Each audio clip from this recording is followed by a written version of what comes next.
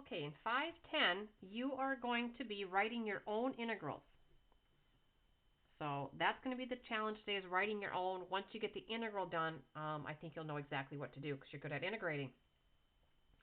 So things to remember before we get started. When you are doing an integral, what you're actually doing is you're multiplying, remember, the x and the y together.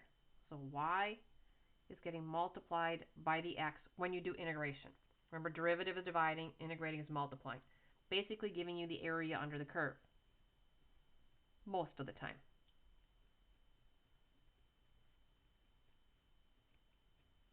And the other thing that's going to come up in this section is back to Riemann sums. Remember, a Riemann sum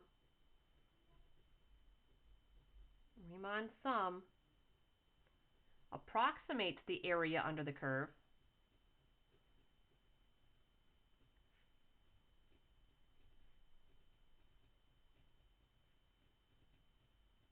using rectangles.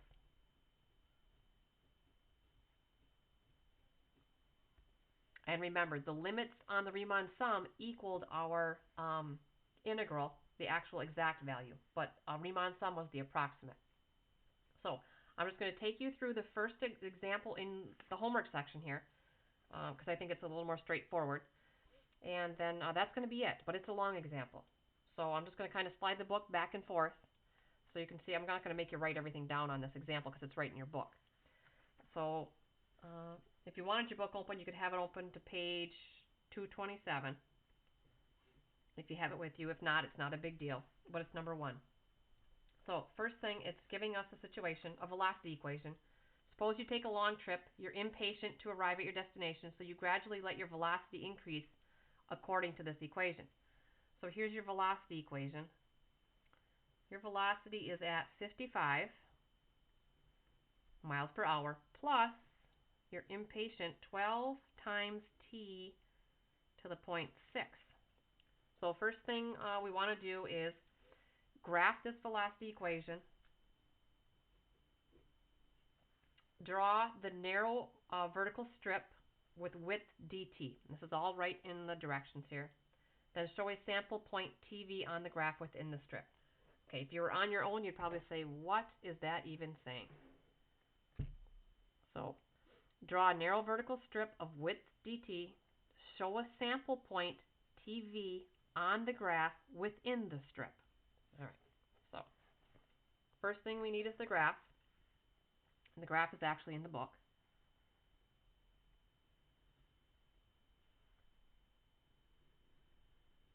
And here's what the graph looks like. At time 0, we're actually at our 55 miles an hour, and then we increase our velocity here like this. Okay, so on here they wanted me to pick a narrow vertical strip. Well, that just means, just like it says, a narrow vertical strip. Call the width of it dt. Oh, because our time was in hours and our velocity is in miles per hour. Forgot that. Okay, so back to the part A. Draw a narrow vertical strip. Show a sample point TV on the graph within the strip. So anywhere in here they want you to pick a t value. It doesn't matter where. You can put it right in the middle. You can put it on an edge. It doesn't matter. I want to stick it right in the middle. So I'm going to pick this to be my t. It wants me to show this point. So I have a horizontal value of t. It's our x value. And then that has a corresponding velocity. I don't know what it is. I'll just call it v, some velocity. So I've shown my point within the strip. Part A is done.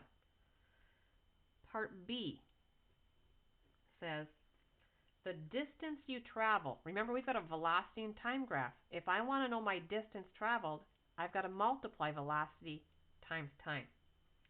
And what they're telling me, it says the distance you go in time dt.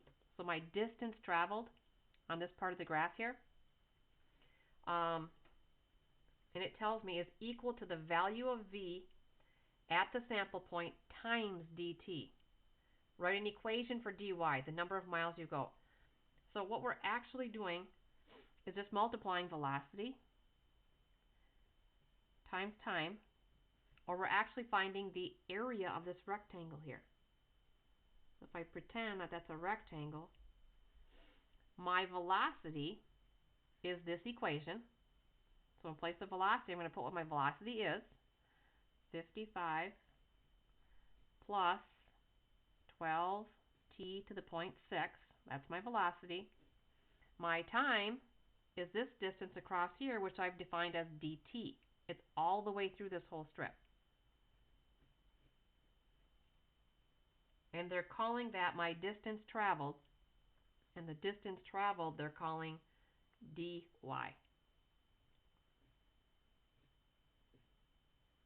So, just replacing the height of my rectangle with my velocity, because that's what it is, and then my width of my rectangle is dt. Okay, part C says write a Riemann sum for your approximate displacement as distance between A and B. So what they did in the book was they just made it a little bit wider. A to B.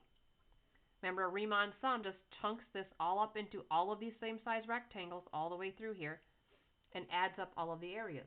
And the symbol for a Riemann is that sigma, which says add up from A to B all of the rectangles. And the rectangles all have the velocity as the height and this dt as the width. So it's this equation that I wrote right here. So 55 plus 12t to the 0.6 dt. So just taking this equation for one rectangle, turning it into a Riemann sum, which says add up all of those rectangles all the way through this interval from A to B.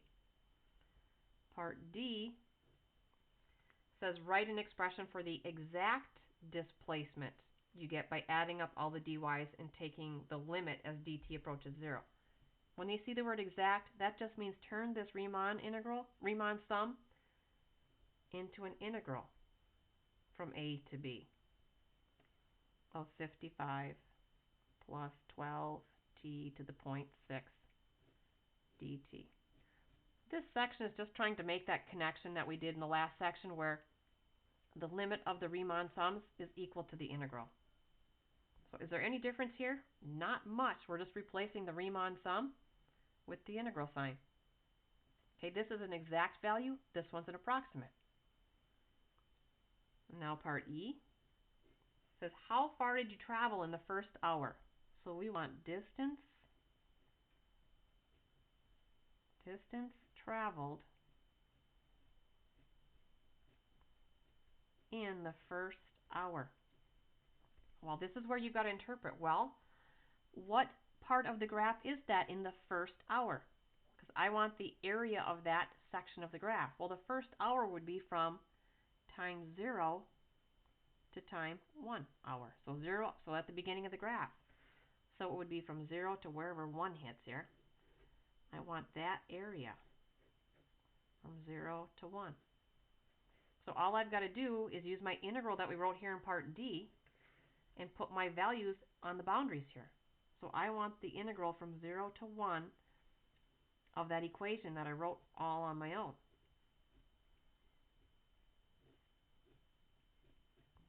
And once it's like this, I think you're going to see there's not much struggle here. It's in understanding what the book's asking. It's kind of wordy, and I think that'll be the issue.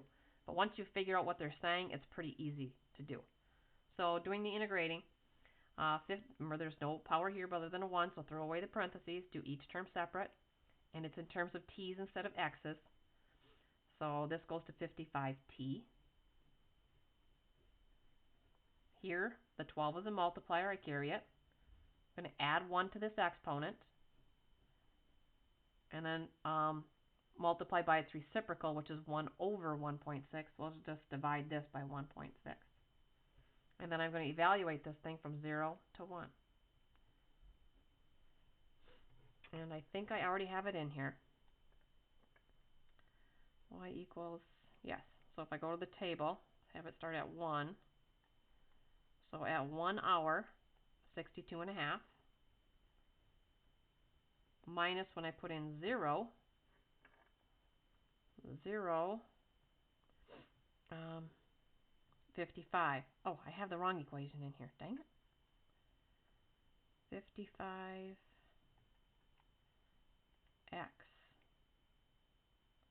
plus, okay, I'm try that again. Yeah. Okay, minus 0. Okay, now I got it right. So what that means is I traveled 62.5 miles in that first hour. Okay, now the question changes to how far did you travel in the second hour? So in the second hour, distance traveled. Well, think about second hour. You got to decide, well, what part of the graph is that for my second hour of my trip?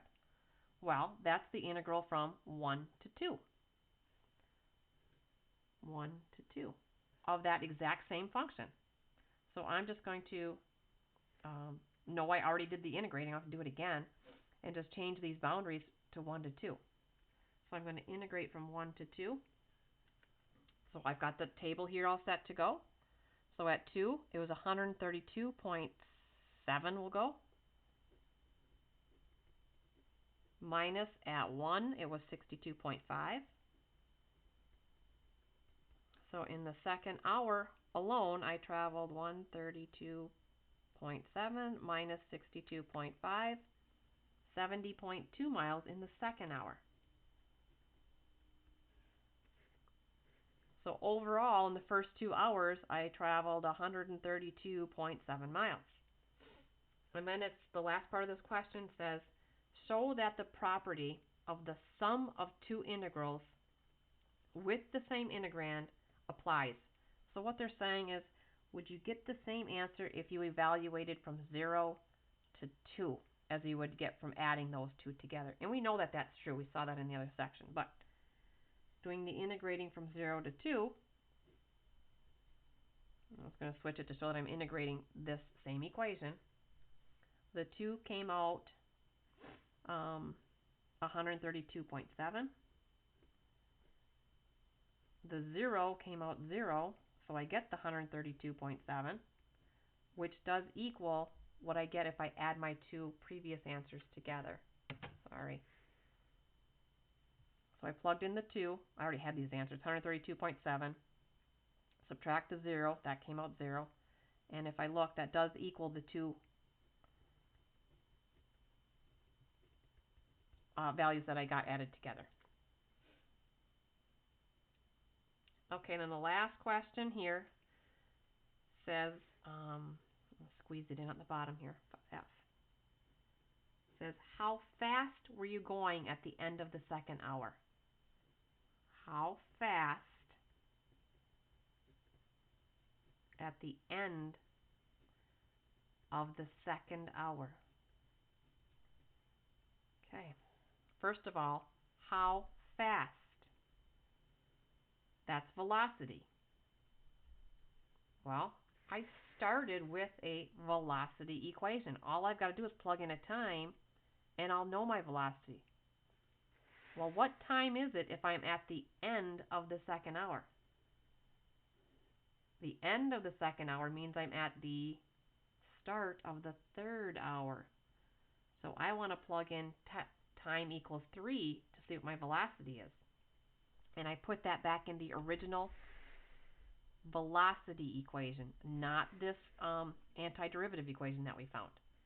So plugging, so again, that was not difficult. It was just knowing which equation to go to and what value am I putting in. So I want the velocity at 3 would be 55 plus 12 times 3 raised to the 0.6. And then whatever that comes out. And that'll be miles per hour. Guess I can type that in real quick.